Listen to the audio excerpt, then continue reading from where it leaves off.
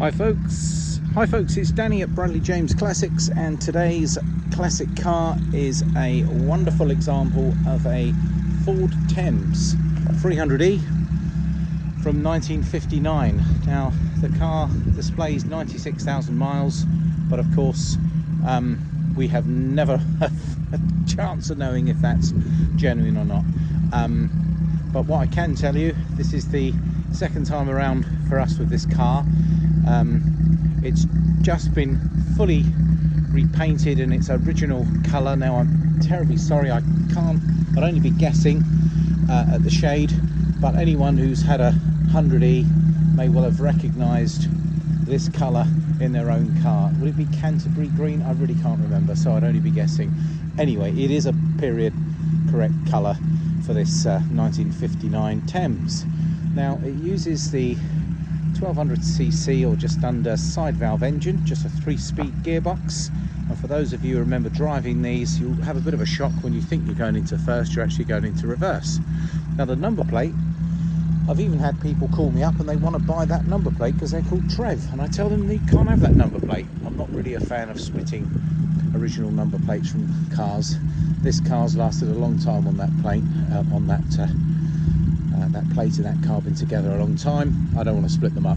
It's got a set of matching new modern tyres. It's got 5 actually. There's one in the back.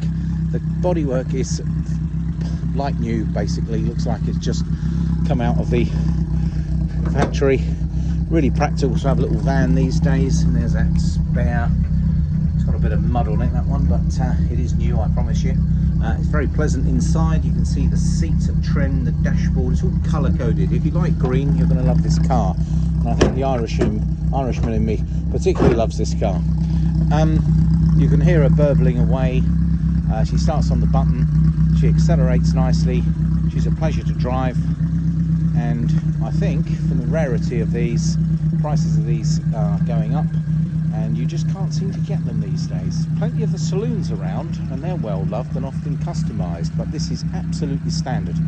Now the van itself had actually been part of a fairly permanent museum car collection, and I understand that the maintenance guy for that museum actually used this as his works van, which is brilliant. And I think it just got parked up and it just looked like a part of the exhibits, so it has actually been used a bit, and that's why it runs and drives so nicely rather than one that's just been sat around never used. Now I'm going to get up closely so you can see the car and just have a little look at the bottoms of those doors, this roof. Absolutely beautiful, fresh paint. Professional job's been done. In fact, to be perfectly honest with you, the paint on the car before was, well, perfectly good but very old. So the decision to brighten the car up and give it a coat of paint was made. I think it was the right decision because it looks absolutely mint now. It did look very good before. It didn't have endless rust. The car isn't full of filler. It's a real good, honest, what we call a survivor. And we have her in stock. Now I'm going to attempt to open this bonnet, and anyone who knows these cars knows where the lever is, right in the middle of the dashboard, and not always easy to get to on your own. Let's go around and look at the bottom of this car together, because that's what you're going to be interested in seeing. That door's slightly open. Let's open up. Now can you see how good it is inside? Those door cars, these seats, beautiful condition, incredible, real remarkable original condition considering the age. And look how good it is across the dashboard. Those indicators work off a little stalk there for those who remember. Starter button, and we have got a few extra gauges here which tell us the temperature and if the battery's charging or not. If you can see those, and those again who've got the great memories or know their cars, they probably remember how the wipers work on these. They were a joy. Vacuum. Now I've done it with one hand. I've just reached inside and lifted the bonnet catch. Now the bonnets on these arc forward, so they're quite easy to open on your own. And here we are inside. See how nice and original she all is in there, real solid. That engine, well, It's all painted up. I don't remember them being bright green, but this one is, and you can see that she's running very, very nicely, running on the original dynamo. We are going to fit a new battery on this one because, if I'm honest with you, this one's a bit lazy and it likes to recharge every now and again.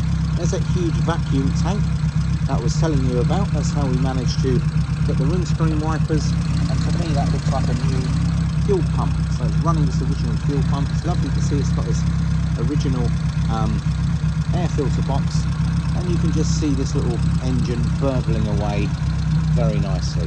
Let's go around here and have a look at this engine plate, which is here, and that's where we see a bit of information about the car. Well folks, that's inside the bonnet as well, and that just slams down. We'll have one little look around the car together, and then I think you can be in no doubt that this is in fact a really extremely nice example of a well-loved little Ford van from the very late 1950s. Now of course this van was then replaced by the Anglia 105e. If you remember, they did a van, and I guess the 105e would have turned into the Ford Escort van. So we are seeing the light commercials from the Ford range through the years, and Ford chose to call this little one a Thames as well. And again, you probably are aware that they made a much larger Ford Thames, and they did a little pickup truck and ice cream vans and Lutons. They did all sizes in the Ford Thames range, but this was the smallest one, little 1200cc side valve engine with a 3-speed gearbox. What a pleasure. Well folks, all the cars leave us with a year's MOT. They're carried out independently. They go for our own workshop, and we make sure the cars are fully checked over, the wheels come off, the brakes are adjusted, levels are checked, oils are replaced as and where needed, all the fluids done, cars are taken for a test drive. So all of the little adjustments that are required to give you a nice little everyday working classic are done. And then we can also arrange a well-priced delivery service anywhere in the UK. And finally, we can part exchange your ideally existing classic, if not a modern car or light commercial vehicle. Well, I hope you've enjoyed looking around this 1959 Ford Anglia 300e. Shouldn't call it a Ford Anglia, should call it a Ford Thames, of course. I just see that front and I think of, well, 100Es, Anglias, Consuls had that front as well, didn't they? So quite popular. Thank you very much for watching the video, folks. Enjoy the rest of your day.